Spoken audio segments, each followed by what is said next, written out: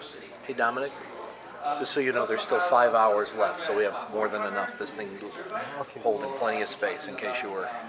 Father Augustine Morini and the Servites here. And we have Dominic DeLauro, who's going to talk a little bit about the Scalabrini. We just have about an hour, and I kind of asked Alan to have her 20 minutes, and for Father Conrad to have his, and I'm going to shorten, Dominic 10 minutes. Then get some questions and answers. That's not fair. Dominic again. So I know I thought we'll just get a little morsel from him. But I want to make sure we give enough time to our two guests from outside. Oh, please.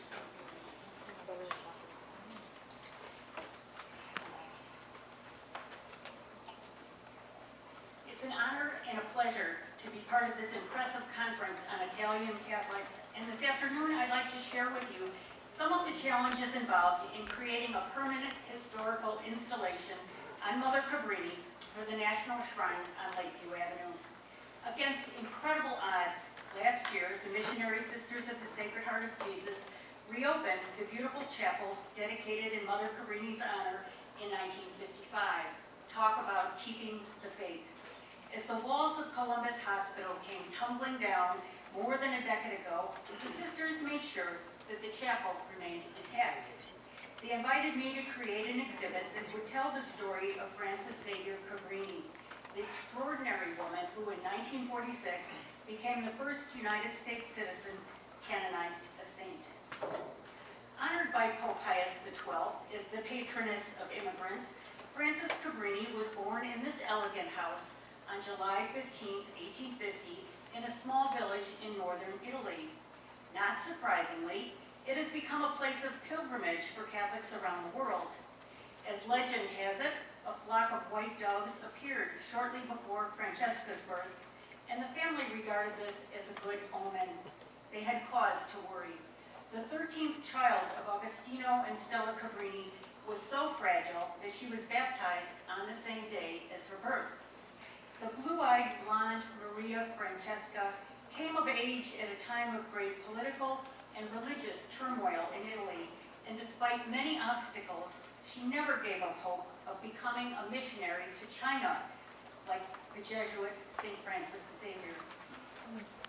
This photo of Mother Cabrini was taken in 1880, shortly after she had founded the Institute of the Missionary Sisters of the Sacred Heart of Jesus.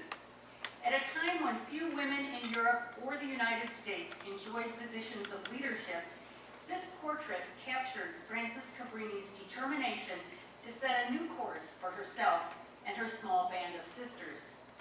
Mother Cabrini's blonde hair, parted in the middle, frames her face, and she is wearing a simple black dress with a bow. Strategically seated beneath the image of the Sacred Heart, the 30-year-old Frances Cabrini makes clear her fidelity to Jesus by wearing a cross around her neck and a rosary at her waist. One of the most cherished stories about Mother Cabrini is her meeting with Pope Leo XIII in 1888, in which he advised her to go west, not east, to care for fellow Italians living in the United States. Like so many depictions of Mother Cabrini, this idealized image already portrays her wearing a halo, a sign of future sainthood. But the real Frances Cabrini was a more complex character than this painting suggests. Indeed, her letters revealed her to be a resourceful, pragmatic woman who understood the challenges she faced when she boarded the ship in 1889 that took her to the United States, symbolized here by the Statue of Liberty. Mother Cabrini may have altered her plans to become a missionary in China, but in her meeting with Pope Leo, she made it very clear that she and her sisters were resolved, quote, to grow in personal holiness and promote the glory of God in every part of the world, excluding no class of people, no corner of the earth, even the most distant, the most uncivilized. This map, prepared in 1929 in connection with efforts to beatify Mother Cabrini, charts the nearly 54,000 miles she traveled, establishing 67 institutions on 3 continents before dying in Chicago in 1917. Pope Pius X, who knew her well, marveled that Mother Cabrini goes from Italy to America as I go from my room to the garden.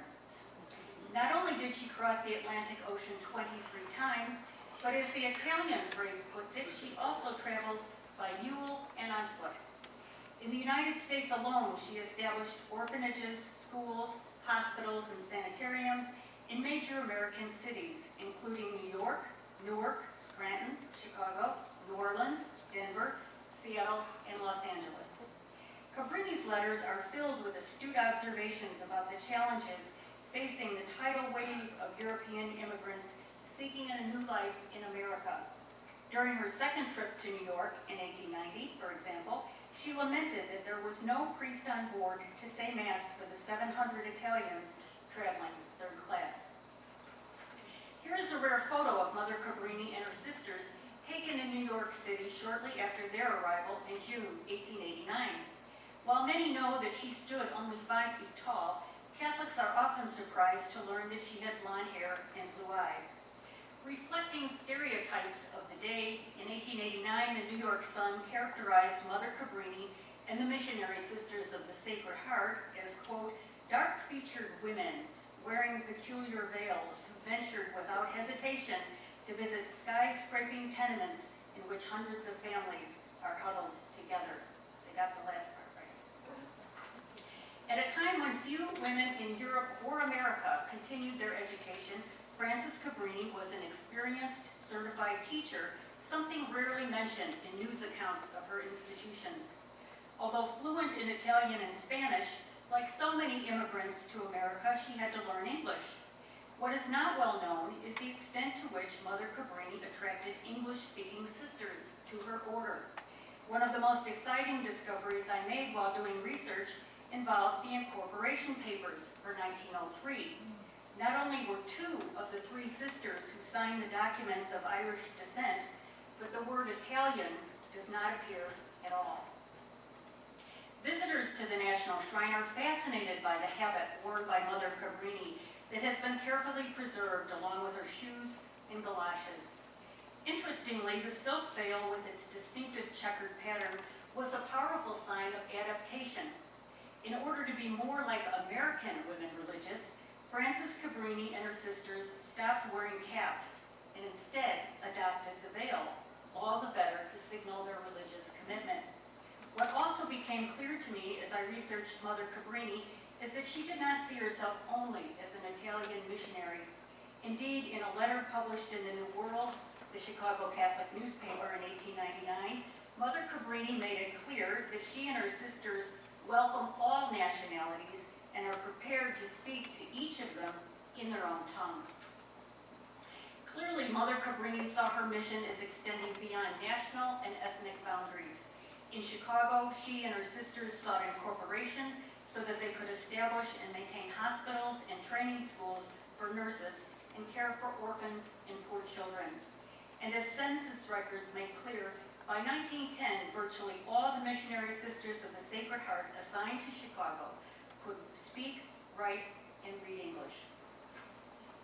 For many Chicagoans, their first encounter with Mother Cabrini and her missionary Sisters of the Sacred Heart occurred in 1899 in Assumption Parish on the north side. Founded by Servite priests in 1874, this was the mother parish of Italians in the city, and the brick church on Illinois Street has been a landmark in Chicago since 1886. But more than a decade would pass before the parish school became a reality. Mother Cabrini not only believed that education was important, but she felt strongly that students deserved to be surrounded by beauty and refinement. Assumption School on Erie Street did not disappoint. In fact, it rivaled many of the city's public schools in terms of its architecture and was featured in the prominent journal Inland Architect. At the proverbial 11th hour, I was able to borrow this marvelous image of Assumption School from Father Borntrager, the Chicago archivist of the Servite province. The old adage that a picture is worth 1,000 words took on new meaning after Paul Lane restored this rare photo. Suddenly, we could see the faces of all the children, their teachers, and the Servite priests of Assumption Parish, as well as the elegant design of the building created by architect Samuel Treat To my mind, this image captures the excitement and the pride embodied in creating the first Italian Catholic parochial school in Chicago. Indeed, only after the photo was enlarged to 6 feet could we read the inscription chiseled in stone, Assumption School for the Italians. Sadly, the names of the young women standing in the windows have been lost to history, along with those of the young boys whose legs hang over the ledge and the lucky 4 in their perch near the stained glass window over the entrance. Imagine the lawsuits today. Photos such as these challenge assumptions, no pun intended, about Italian immigrants. Widely portrayed in the daily press as threatening the fabric of urban life, these Italian-American students represented faith and hope in the future of the city itself. What makes the story of Mother Cabrini all the more remarkable is that she entered a Chicago that already supported a large network of Catholic churches, schools, hospitals, and orphanages. Having agreed to establish a hospital at the request of Archbishop James Quigley, she forged ahead in Lincoln Park, not worrying about competition from either the Sisters of Charity at St. Joseph Hospital or the Alexian Brothers. Then, as now, the neighborhood was among the city's finest, located in close proximity to Lake Michigan, and the park named in honor of President Abraham Lincoln. This colorful image of Columbus Hospital at Deming Place and Lakeview Avenue gives no hint to the difficulties Mother Cabrini encountered when she purchased the North Shore Hotel for $120,000 in 1903. The spacious sanitarium, designed by John Walcott, had been a showplace along the lakefront when it was constructed in 1890, but it had fallen into disrepair. Describing it as the ruins of Jerusalem, she successfully negotiated with lawyers and supervised tradesmen to complete the renovation in 8 months' time.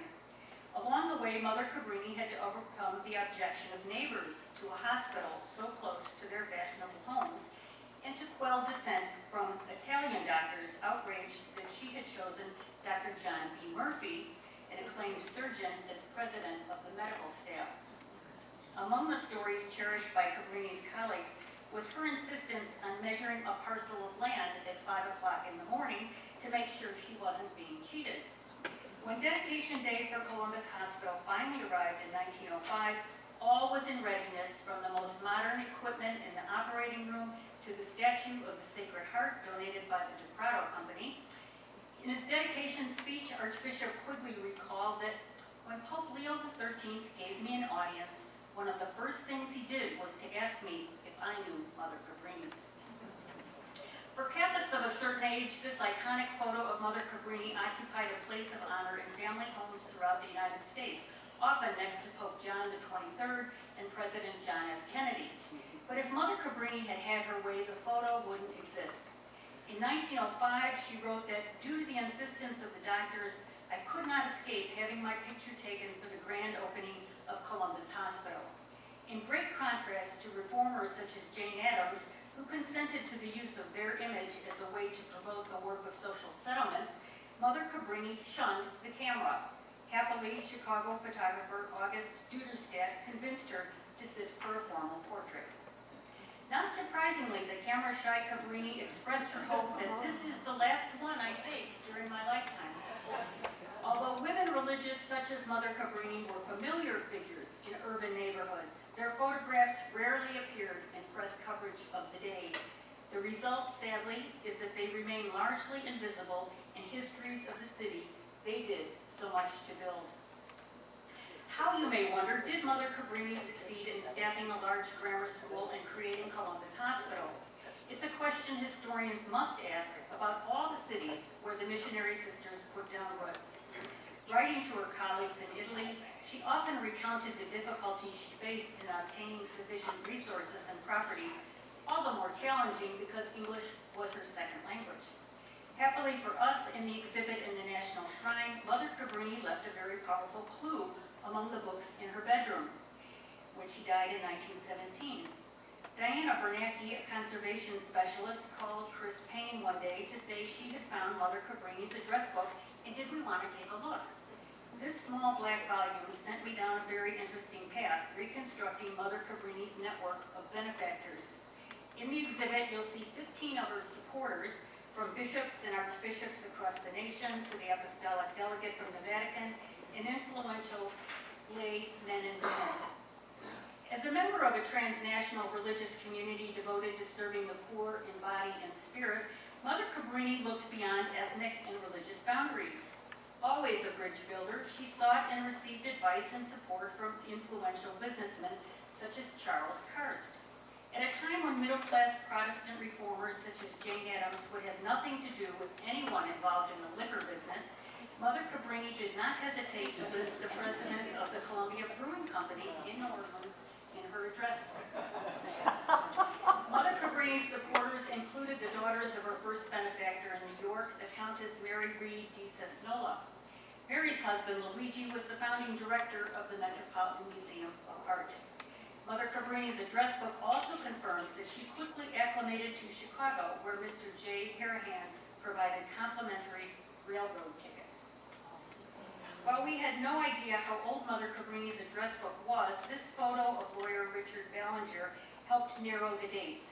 Ballinger, a Protestant and Republican, was mayor of Seattle from 1904 to 1906. That Mother Cabrini relied on his legal advice speaks volumes about her pragmatic approach to obtaining property, especially in states that were hostile to Catholics. On October 18, 1909, Frances Cabrini became a naturalized citizen of the United States, renouncing absolutely and forever all allegiance and fidelity to any foreign princes, potentates, state, or sovereignty, particularly Victor Emmanuel III, King of Italy. Thanks to this document, we know that Mother Cabrini's eyes were blue, and at the age of 59, her hair was still fine.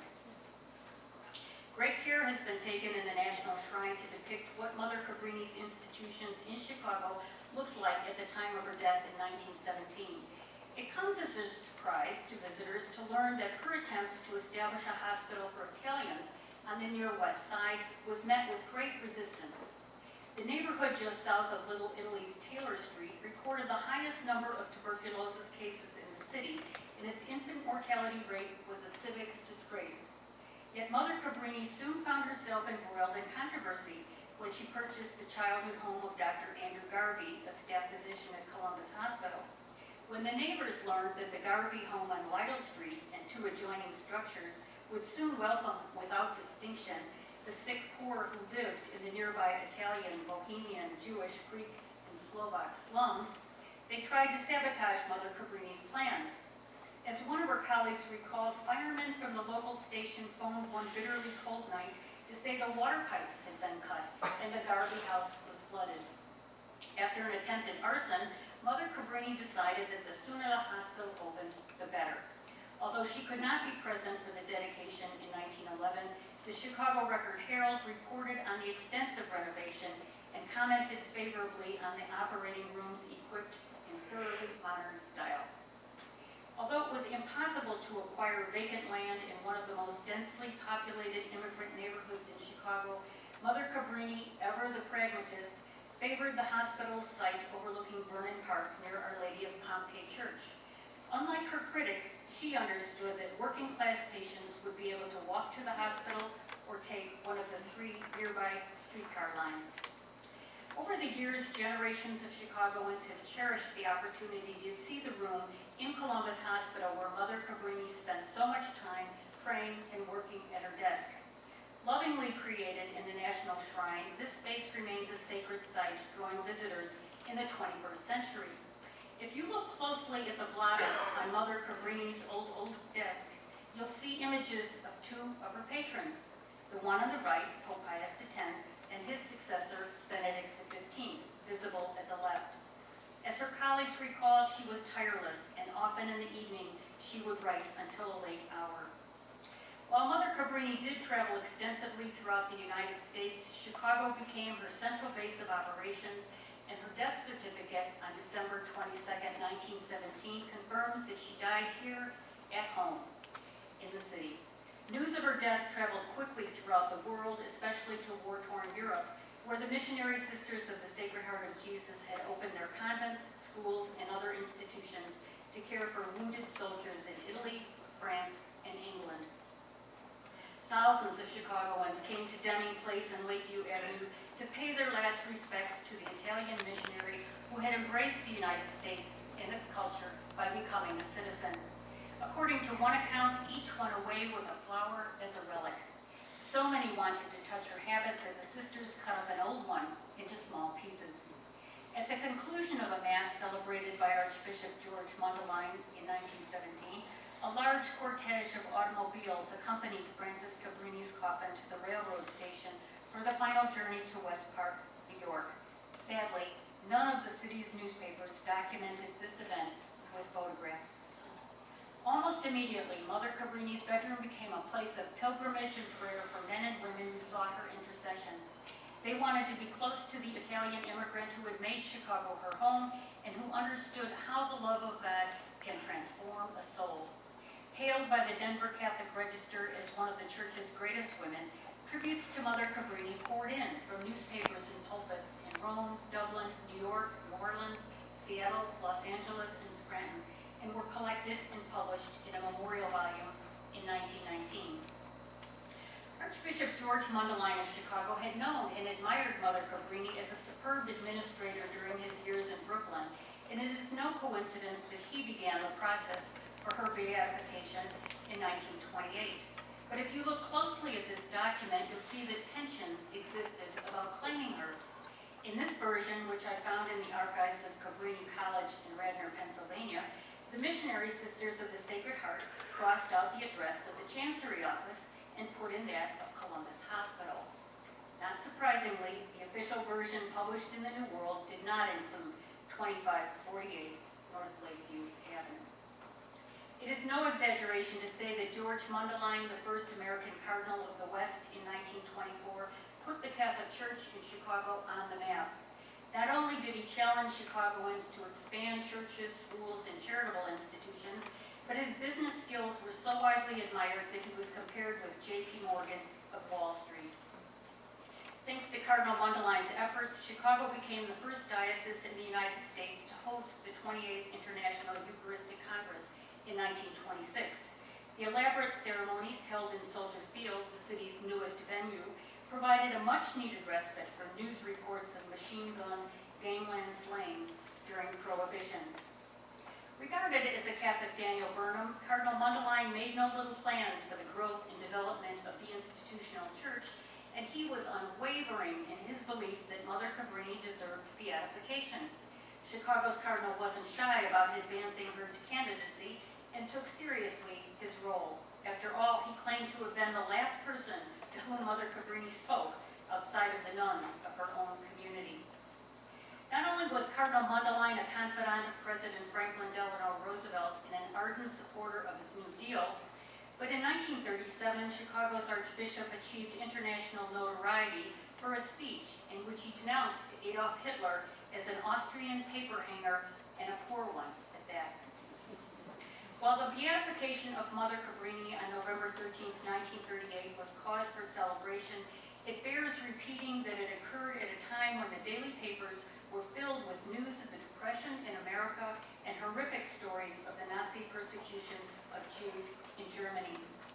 Little wonder then that the American press and international news services gave extensive coverage to the solemn event at St. Peter's Basilica, recounting Mother Cabrini's life and work and the two miracles attributed to her. Chicago's Archbishop, pictured here, was the first American cardinal to officiate at a beatification ceremony and the first to deliver a radio address from the Vatican. Indeed, the New York Times considered Mundelein's remarks so important that the newspaper published the entire text of his remarks. This marvelous photo depicts sisters and nurses in the chaplain at Cabrini Hospital on Lytle Street listening to Cardinal Mundelein's radio address from the Vatican. It was a scene repeated in homes and convents and rectories throughout the United States. Cardinal Mundelein praised Mother Cabrini's apostolate to the poor as penetrating places where even the police were afraid to go. He also praised her for erecting fine institutions and paying for them, at the same time recruiting an army of 4,000 women under the banner of the Sacred Heart of Jesus. Mundelein reminded his listeners that Frances Cabrini became an American citizen to further her work, to link her institutions more firmly to the country, to show Americans the opportunity for their children. Calling Mother Cabrini a national heroine for men and women alike, he admonished his listeners not to forget that peace has its heroes as well as war. While the process of beatification moved at record speed from 1928 to 1938, Chicagoans also began to claim Mother Cabrini in visible ways. In 1936, the City Council voted to rename Ewing Street on the west side in her honor. Visible in the distance is Our Lady of Pompeii Church, located just north of the hospital Cabrini founded in 1911. Year by year, Mother Cabrini became a more familiar, beloved figure, and in 1942, the City of Chicago named the new public housing project at Chicago Avenue and Larrabee Streets in her honor. A moving force behind this honor was Father Luigi Giambastiani, the Servite pastor of St. Philip Benizi Church. In the 1940s, WPA muralist Robert Smith depicted Frances Cabrini as the saint among the skyscrapers, recalling her deep commitment to the urban poor. One of the most wonderful moments in doing research for the exhibit occurred when Sister Joaquina Costa opened a closet door to show me this portrait of Mother Cabrini. I took one look at the signature and knew its significance. A widely acclaimed artist, Sister Stanisia had a studio on the campus of Longwood Academy on 95th Street, and her commissions included Mayor Edward Kelly, Governor Henry Horner, and George Cardinal Mundelein. She depicted Mother Cabrini with her favorite motto from Philippians 4:13, I can do all things in Him that strengthens me. Although Frances Cabrini's advancement toward canonization was among the fastest in modern times, because of World War II, the ceremony did not take place until 1946. A war-torn world embraced her as a sign of unity, and the celebration of America's first citizen saint continued in cities across the United States. Evoking the pageantry of the Eucharistic Congress of 1926, Chicago Catholics organized a holy hour in Soldier Field that drew a crowd of 120,000 people. A 48-foot-high painting of America's first saint dominated an altar constructed at the north end of the stadium. A highlight of the celebration was the Living Rosary formed by 200 young women from Chicago's Catholic high schools. And during benediction, the stadium echoed with the sound of voices singing, O salutaris hostia, tantum ergo, and Holy God, we praise thy name. Although Chicagoans had always regarded the room in which Mother Cabrini died as a sacred site, in the years following her canonization, larger and larger crowds of people sought her intercession. As often happens with landmarks, visitors took with them mementos such as this postcard printed by the Kurt Kite Company. Little did we know just how important this postcard would be as we tried to document the evolution of Mother Cabrini's room over time. Thanks to the archivist for the company, we learned that the blue color scheme dated to 1946. And quickly, another sign of her popularity, in 1947, there was a full-length film produced by Clyde Elliott, screened in theaters across the nation.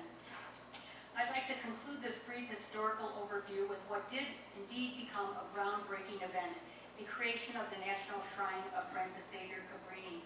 Here, to my mind, is a classic example of women religious creating sacred space, putting their imprint on the urban landscape. Nearly 60 years ago, this was the scene as Mother Cabrini's successor, Mother Antonietta della Casa, reached for the shovel held by Samuel Cardinal Stritch. As an historian of Chicago, I think the record is very clear that in building churches, Catholics also established a place for themselves in the city. Built with the nickels and dimes of the poor, these structures signaled faith and hope in the future. It is cause for great celebration that the beautiful Romanesque sanctuary, designed by Chicago architect Leonard Gliato and dedicated in 1955, has taken on new life at a time when so many of the city's houses of worship have fallen to the wrecking ball.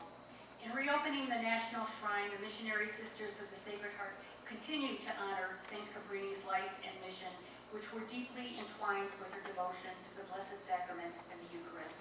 Now surrounded by high-rise condominiums, the Shrine Chapel welcomes pilgrims from around the world who join Chicagoans for Eucharistic adoration every Friday and for Mass on Saturday and Sunday, and for special concerts and events such as Mother Cabrini's Feast Day, November 13th. Thank you.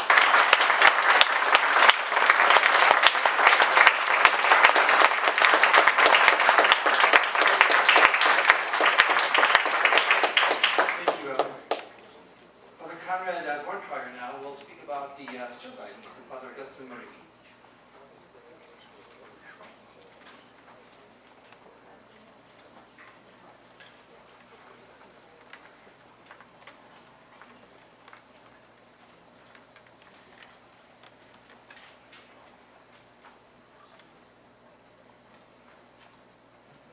You could probably guess from the name I'm not Italian.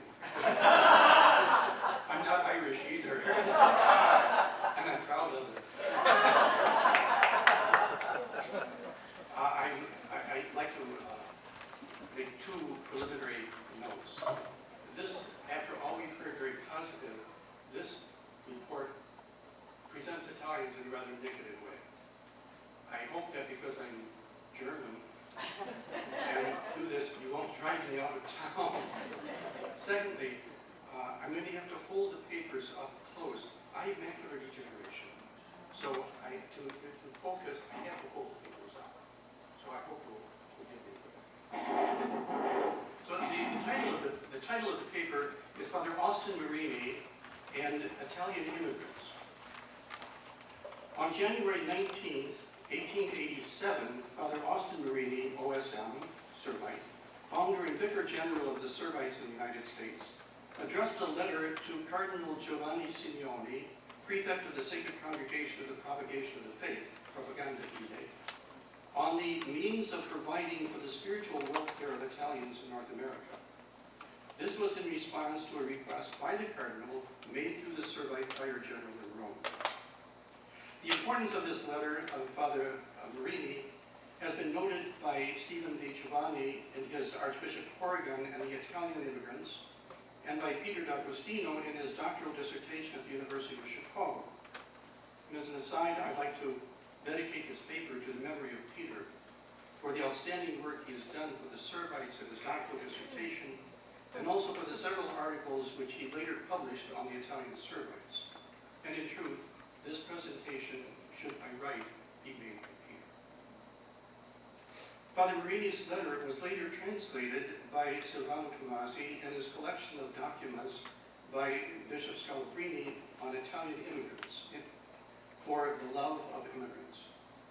No author, however, has examined this letter in detail, and it's this letter which is the subject of this presentation. First, the author. Father Agostino, or Austin, to use his anglicized name, was born in Florence, Italy, and after his ordination of the priesthood in 1850, at the age of 24, he was director of the formation of Servite students in Florence, and at the same time published a re-edition of the Renaissance translation of the letters of St. Jerome. And in this capacity, he was in contact with the leading literary men of Italy. He was also in correspondence with the Wallendists in Belgium. From 1864 to 1870, he was in the first group of Servites in London, and then in 1870, he was the superior of the first group of Servites in the United States at Menasha, Wisconsin. In 1874, he was invited to give a mission to the Italians in Chicago. This mission was a success, but the Italian community in Chicago was not able to form its own church until 1880-1881, the Church of the Assumption. At the invitation of Bishop Foley, however, Marini stayed in Chicago and established the Irish parish of Our Lady of Sorrows on the western boundaries of the city. By the time he gave his reflections on the Italian immigrants in America to Cardinal Simeoni, he had a wide experience both of other ethnic groups and cultures in general, as well as personal contacts with Italian communities in several American cities. He also attended the Third Plenary Council of Baltimore in 1884. It was drawing on these experiences that he formulated his response to Cardinal Simeoni on the Italian immigrants in the United States. Second, the context of this letter. To understand better the importance of this letter, it's useful to back up a bit to follow the progression of the interest of the propaganda with regard to the spiritual welfare of Italian immigrants in the United States. In 1883, after the American bishops proposed holding a Third Plenary Council, propaganda invited the American archbishops to come to Rome to discuss a working document prepared by the propaganda. The session on December 1st took up the question of the religious aid for Italian immigrants. The minutes of this session record that Archbishop Gibbons of Baltimore approved the establishment of committees for Italian immigrants in the United States and suggested that similar committees be established in Italy. He also approved the plan for placing Italian priests in charge of their co-nationals living in the United States. Archbishop Corrigan of New York observed that this was difficult to provide special churches for the Italians because, first, the Italian immigrants did not ordinarily frequent the church. Two, they had their dwellings dispersed throughout the various parts of the cities. And three, they made no offerings to the priests, either for the latter support or for the maintenance of the church. For this reason, the coadjutor, Archbishop of St. Louis, Patrick Ryan, said that it was more expedient that at the principal churches of large cities, there should be provided priests to whom the care of the Italians should be committed. The Cardinals of Propaganda also commended as a model the Society of St. Raphael, which was a society for the German immigrants in the United States. When the Third Plenary Council of Baltimore convened in 1884, Father Marini attended as superior of a religious order. When the question of Italian immigrants was discussed, as John Tracy Ellis, the American historian, recounts, there were so many differences of opinion in the council that the chapter was then dropped entirely. And a committee Gibbons appointed went back to the drawing board, but their new version contained no special reference to Italians. On the contrary, it contained words of praise for the German and Irish immigrant societies and an emphasis on the need for priests in the seaboard cities to care for the newcomers, the necessity of special protection for women immigrants, and the desirability of directing the foreign-born immigrants from the cities to the rural areas. The council decided that Archbishop Gibbons, the apostolic delegate, should write to Rome concerning the condition of the Italian immigrants. Gibbons asked Bishop Thomas Becker of Wilmington to write the letter in his name. The letter, which was addressed to Cardinal Simeoni, spoke frankly of the Italians' neglect of Mass, sacraments, and the support of their parish priests once they arrived in the United States. The letter also urged the Italian bishops to provide for the religious instruction of immigrants before they left Italy. The Padrone system was described, and also the work of several apostate priests in New York. With this information and other correspondence on the subject, the Sacred Congregation was ready to take action in early 1887. It was in this context that Cardinal Simeoni solicited the views of Father Marini. The congregation prepared its report on Italian immigration and presented it to Pope Leo XIII in an audience of June 26, 1887. Annexed to this report were 12 documents cited in the report. Father Marini's letter is cited as document number 7 and is described in the report as the authoritative and confidential information received in this regard. In addition to these sources of information, the report uses extensively also the pamphlet on immigration by Bishop Scalabrini of Piacenza and a memorandum on Bishop Scalabrini's pamphlet requested by the congregation from Bishop John Ireland of St. Paul. The content. First part of the content, the general situation of Italians in the United States in the view of Father Marini in 1887. According to Father Marini's report, these immigrants, those immigrants who remained in the cities, were scattered throughout the area. They sold fruit from carts or had restaurants or liquor stores. Others went through alleys collecting rags, papers, and cigarette butts. Still others roamed around the city and countryside playing music and begging. Even those who did not go to church contributed, even those who did go to church contributed very little to the congregation, to the collection, for they didn't seem to realize that they had to support the priest and the church. Those outside the cities lived in small groups, mixed with other nationalities, in such occupations as building railroads and canals, mining coal and other minerals, and in the winter they worked for logging companies. In general, Marini lamented that the Italian immigrants were dirty and ignorant of the faith. Some were Garibaldians who spoke obscenities against the priests and the Pope. All of this was based on his personal experience. He recounts that he had visited the Italian church in St. Louis, which had to be sold.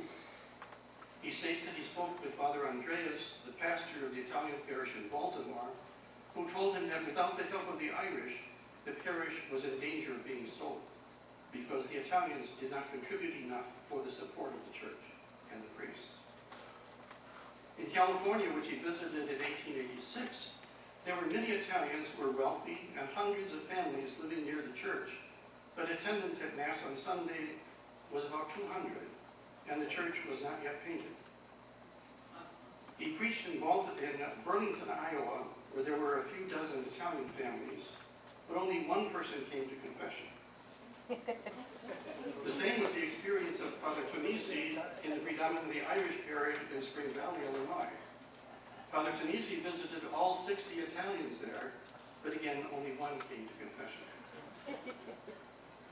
Here it is interesting that Father Marini does not cite the example of Assumption Parish in Chicago, which seems to go contrary to the examples.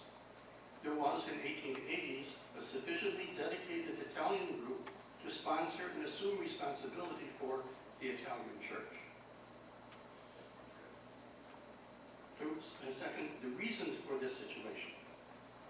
Father Marini then lists two reasons which, in his opinion, were responsible for this sad condition. First, because in the past in Italy, at least in some parts, education had been overlooked. The second reason given by Father Marini was the indolent nature of Italians and the lack of desire to give themselves to agricultural work or a trade. Because of this, the Italians were the only ethnic group which did not have colonies.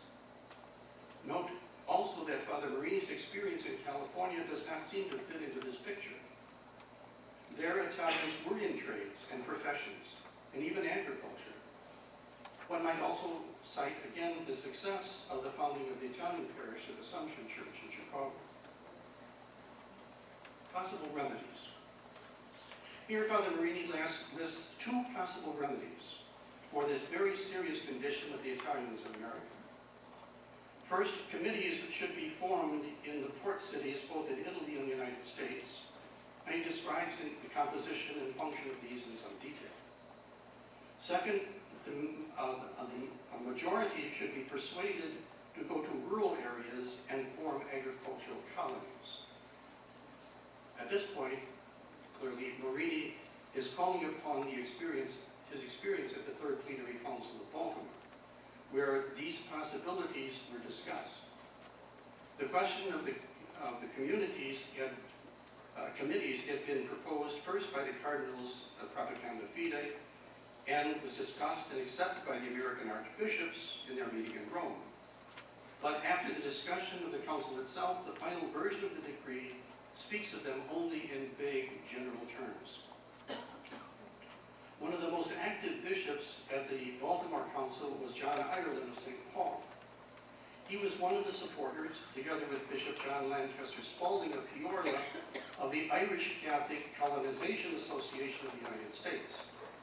No doubt it was because of his council experience that Marini urged Cardinal Simeoni to consult with Bishop Ireland for more details about the question of forming agricultural colonies, because, as he said, Bishop Ireland was in Rome at that time.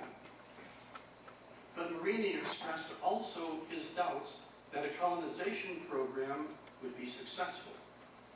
In his memorandum, quoted in the report of the Propaganda of the Faith, Bishop Ireland also seemed dubious as to the possibility of forming Italian agricultural colonies. Another element, language. At the end of his letter, Father Marini mentions a serious obstacle to the spiritual and temporal good of Italian immigration. It was the question of language.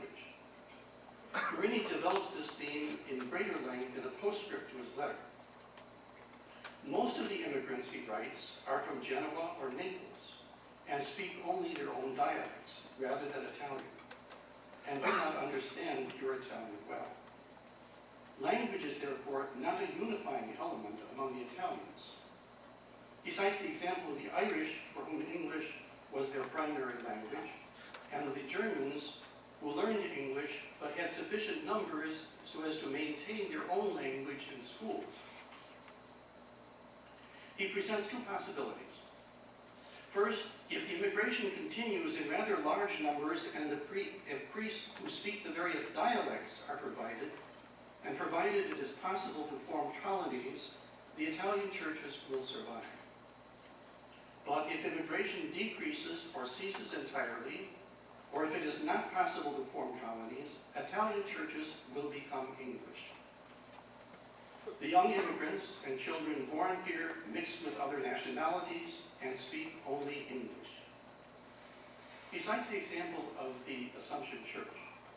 He says, catechism is taught in Italian, but very often it is necessary to shift to English since the children understand English and not Italian. Furthermore, he adds, the parents want the children to learn English, not Italian, because English is the language which they need to earn a living. He ends by saying that it is necessary for priests and religious coming to America to know English. Concluding remarks. In conclusion, I'd like to add two personal impressions of the Italian crowd, as seen from Italy, Bishop Scalabrini and others, and from America, Father Marini and the Baltimore Plenary Council.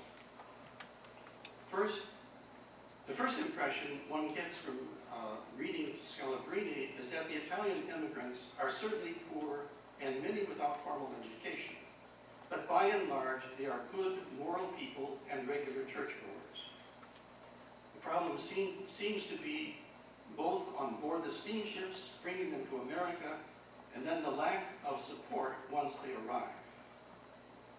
Marini, on the other hand, admitting that there are some good Italian immigrants, paints a rather different picture.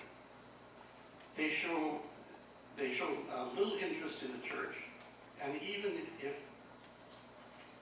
if they do attend Mass, they contribute little to the support of the priests in the church. He also cites the Garibaldians, who would be the anti-clerical group, not mentioned by Scalabrini. Marini seems to be saying that the real problem lies, at least in large part, in Italy and not in America.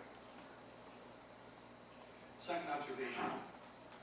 A second impression is that the relationship between language, patria, and religion is more pronounced in Scalabrini. So much so that it almost seems that he proposes Italian colonies with economic and social ties to the patria, since Italy cannot have political colonies as the British and French do. In one place, Marini does seem to tie language and faith together because he speaks of, quote, the language, the great element of nationality which is connected so strictly with the faith. But neither Marini nor Scalabrini seem to explain well why the faith is so closely connected to the Italian language. But Marini also writes that, fortunately I will say, social and commercial circumstances by their nature lead to assimilation, so that the diverse nationalities are gradually absorbed and the great American nation is formed. In this, Marini seems closer to the Americanization position of Bishop Ireland than the more self-contained Italian colonies which support religion, language, and patria of Scalabrini. I hope that this brief summary of Marini's important letter of 1887 will help to understand better the condition of the Italian immigrants, both in Chicago and across the country.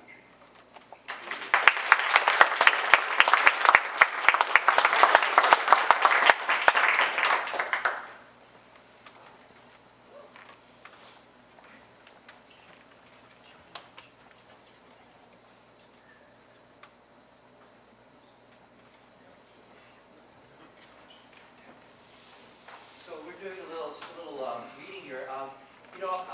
We have to hear about the Scalabrini, and I just noticed on Saturday I had 9 to 9:30, and I had nothing to say from 9 to 9:30 in the morning. And I thought, since we're going to be hearing about Bishop Scalabrini in literature, actually, from one of our professors, Christina Lombardi, that maybe from 9 to 9:30, instead of my welcoming everybody back, we have.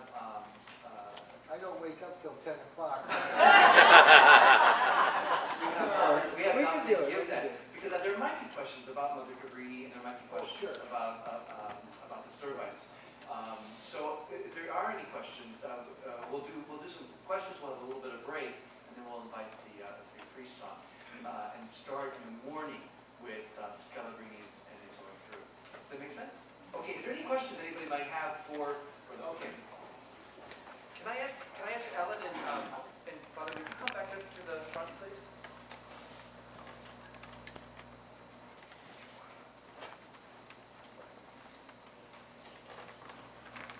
My question is for Ellen, and with Mother Cabrini, did she actually start the school at Assumption Her in sister. 1800? And Her sister staffed the school, yes. So how involved she was, it's not clear. So many of her letters have not been translated into English, and the ones that have been deal more with spirituality. So I'm hoping over time that changes, because here was a woman, she certainly had a keen appreciation for real estate in all the cities that she went. And actually at Cabrini College, the business students know a lot about Mother Cabrini as a businesswoman, which is very refreshing. with all those travels and big issues, I can't imagine her teaching spelling at the chalkboard or anything. Oh, you're right. No, I think she was in and out, right?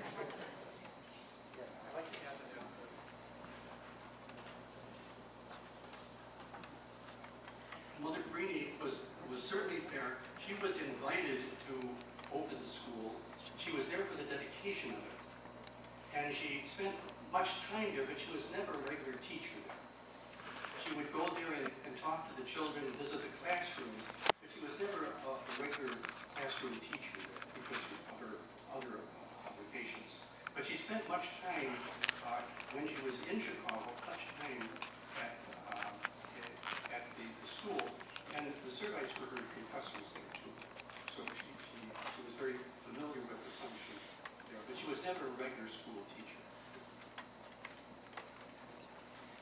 Very quickly, and based upon my full ignorance of what you were saying, for both of you, thank you so much. But is it possible that the report by Father Morini, through the propaganda feed, probably ended up on the desk of Leo XIII, that was influential in that the decision the year after, 2 months later, to tell Mother Cabrini to go west to try to do something with those Italians?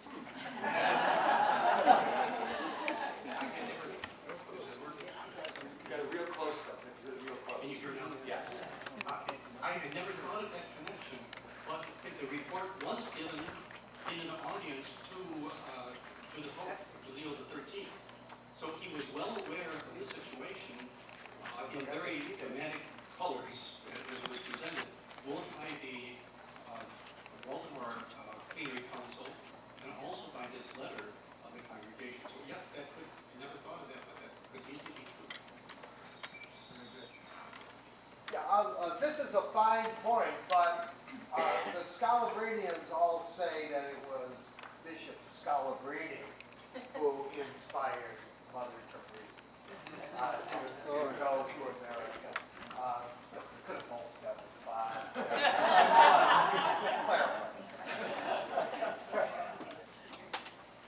A little good church competition.